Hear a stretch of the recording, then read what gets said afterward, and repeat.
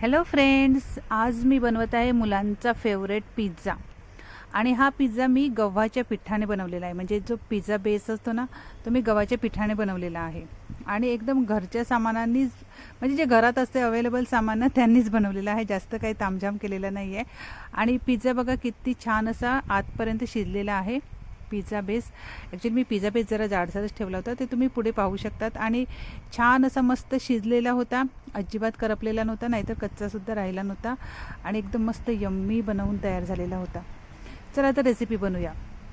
तर अगोदर काय करायचं, इथे मी घेतलेलं होतं 1 कप गरम पाणी. त्यामध्ये ॲड केलेलं होतं 10 ग्रॅम ॲक्टिव्ह ड्राय ईस्ट आणि 1 चमचा साखर. आणि त्यामध्ये मी 1.5 कप गव्हाचं पीठ ॲड केलेलं होतं. मी इथे मैदा ॲड केलेला नव्हता, मैदा वापरलेला नाही आहे, गव्हाचं पीठ वापरलेलं आहे मुलांसाठी थोडंसं हेल्दी म्हणून. ॲक्च्युली मला बाहेर जायचं होतं, पण त्या दिवशी मुलं सांगतात की संध्याकाळच्या नाश्त्यासाठी आम्हाला पिझ्झाच पाहिजे. तर थोडंसं होतं घरात सामान, म्हणून त्यांनीच बनवून तयार केला. आणि आपल्याला वाटते की पिझ्झा बनवायचं म्हणजे काय बापरे हे ते असेल, असं काहीच नाही. घरात जे सामान असते त्यांनीसुद्धा आपण छान असा पिझ्झा बनवून तयार करू शकतात. तर मी काय केलेलं होतं, 1 कप गरम पाणी, 10 ग्रॅम ॲक्टिव्ह ड्राय ईस्ट, 1 चमचा साखर आणि 1.5 कप गव्हाचं पीठ. ओके. आणि 2.5 तासासाठी ठेवून दिलं होतं आणि असं फुलून वर आलेलं होतं. ठीक आहे. आता हे पीठ डबल झालेलं आहे. ह्याने तुम्ही काय करू शकता, 2 पिझ्झा बेससुद्धा बनवू शकतात. ठीक आहे. पण ह्याने मी आता एकच पिझ्झा बेस बनवत आहे, म्हणजे जाडसरच ठेवते. पिझ्झा बेस आहे ना, तो जाडसरच ठेवते. पण तुमची मर्जी, तुम्ही 2 बनवू शकतात, नंतर 1 सुद्धा बनवू शकतात. ॲक्च्युली मी एक ठिकाणी पाहिलं होतं पिझ्झा बेस खूप जाडसर होता, म्हणून मी त्याच प्रकारे बनवलं होतं. ठीक आहे. तर आता एका डिशमध्ये मी तेल लावून घेतलेलं आहे. त्यामध्ये आता हा पिझ्झा बेस तयार करून घेतलेला आहे. आणि हा चमचा माझ्या घरात होता बाबा आदमच्या जमान्यातला, त्यांनीच हे आता हे बघा अशी छिद्र पाडून घ्यायची आहेत. कारण की मग काय होते, अशी छिद्र पाडलेले नाही नसली ना, तर मग पिझ्झा शिजताना असा फुलून वर येऊ शकतो, म्हणून अशी छिद्र पाडून घ्यायची आहेत. पिझ्झा बेस रेडी आहे आपला. आता काय करायचं, आता तुमच्याकडे जर पिझ्झा सॉस नसेल तर मग ही चटणी घ्यायची. ही आहे शेजवान चटणी, आमच्या घरात होती. तर शेजवान चटणीने सुद्धा छान असा पिझ्झा बनवून तयार होतो, एकदम पिझ्झा सॉससारखीच असते ही. तर इथे मी माझ्या घरात होती 2 पॉकेटं. ॲक्च्युली आम्ही वडे बनवतात ना, त्यासाठी ही चटणी आणूनच ठेवते मी. तर होती माझ्या घरात, म्हणून ती मी शेजवान चटणीच यूज केली. ओके. आणि मॉझरेला चीज नसला तर असं हे प्रोसेस चीज असते ना, ते तुम्ही यूज केलं तरी चालेल. माझ्या घरात होतं 2 क्यूब, म्हणून मी तेच चीज यूज केलं. म्हणजे आपल्या घरात जे सामान असते त्यांनी सुद्धा आपण तयार करू शकतात. असं परफेक्टच सामान पाहिजे पिझ्झा बनवण्यासाठी असं काहीच नाही आहे. ठीक आहे. जे सामान असते त्यांनी सुद्धा तुम्ही पिझ्झा बनवून तयार करू शकता. तर इथे मी 2 चीज क्यूब घेतलेले आहेत.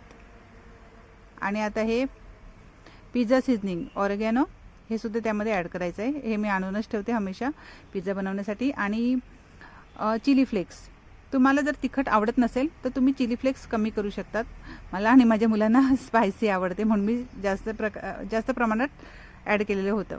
ठीक आहे, चिली फ्लेक्स. आणि आता घरीच बनवत आहेत मुलांसाठी, म्हणून भरपूर भाज्या ॲड करायच्या. तर मी इथे टॅमॅटो, सिमला मिरची आणि कांदा ॲड केलेला आहे. एकदम प्रोफेशनल लोक बनवतात ते ऑलिव्हसुद्धा ॲड करतात, नाहीतर अजून काही मशरूमसुद्धा ॲड करतात. मशरूम पिझ्झासुद्धा ॲड करतात. चीज क्यूबचं असते ना, ते सुद्धा ॲड करतात. मी इथे एकदम नॉर्मल बनवलेलं आहे मुलांसाठी, म्हणून भरपूर भाज्या टाकल्या त्यामध्ये. ठीक आहे. आणि तुम्ही पाहू शकतात साईडचा कॉर्नर अजून फुलत आहे बघा. जसं आपण लादीपाव बनवतात ना, त्याचप्रकारे साईडचा कॉर्नर अजून फुलून वर आलेला आहे बघा. तर आता हे फुलून ओतून जाईन, त्याच्या अगोदर आपण बेकिंग करायला टाकूया. ठीक आहे. हे बघा किती जाडसर झालेलं आहे ना साईडचं सुद्धा कॉर्नर. तर आता आपण बेकिंग करायला टाकूया. तर मी आता इथे कढईतच बनवत आहे. कढईत छान होतो एकदम पिझ्झा. तर कढईमध्ये मी हे थोडंसं मीठ घेतलेलं आहे. हे मी हमेशा यूज करते मीठ, आणि पुन्हा थंड झाल्यावर एका बर्नीमध्ये भरून ठेवते, छोट्या बर्नीमध्ये, म्हणून थोडंसं ब्राऊन झालेलं आहे. तर ठीक आहे.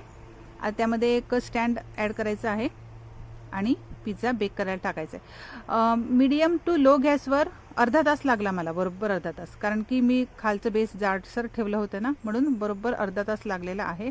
आता अर्धा तासापर्यंत वाट पाहायची आहे. थोडीशी साफसफाई करून घ्या. मला बाहेरसुद्धा जायचं होतं, पण जोपर्यंत पिझ्झा बनत नाही तोपर्यंत बाहेर जाऊ शकत नव्हती. तर आता आपल्याला रामू काकासारखं वेट करण्याच्या ऐवजी दुसरा काही पर्यायच नव्हता. तर आता वेट करूया अर्धा तासपर्यंत. आणि अर्धा तासानंतर मी चेक केलेला होता, आणि छान असा मस्त पिझ्झा बनवून तयार झालेला होता.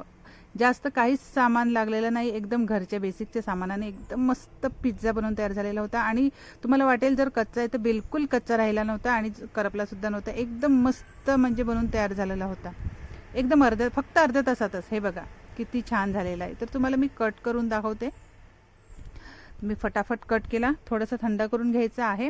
ह्यामध्ये मोझरेला चीज नव्हतं, मोझरेला चीज असं खाली पडते तसं मोझरेला चीज नव्हतं, नॉर्मलच साधा चीजच ॲड केलेला होता मी. ठीक आहे, तर आता कट करून घेऊया.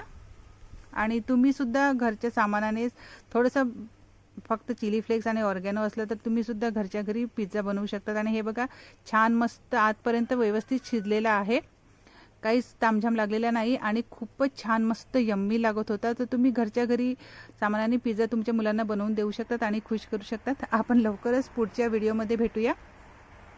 तोपर्यंत तुम्ही खा पिया मस्त राहा आणि take care. Okay, bye bye.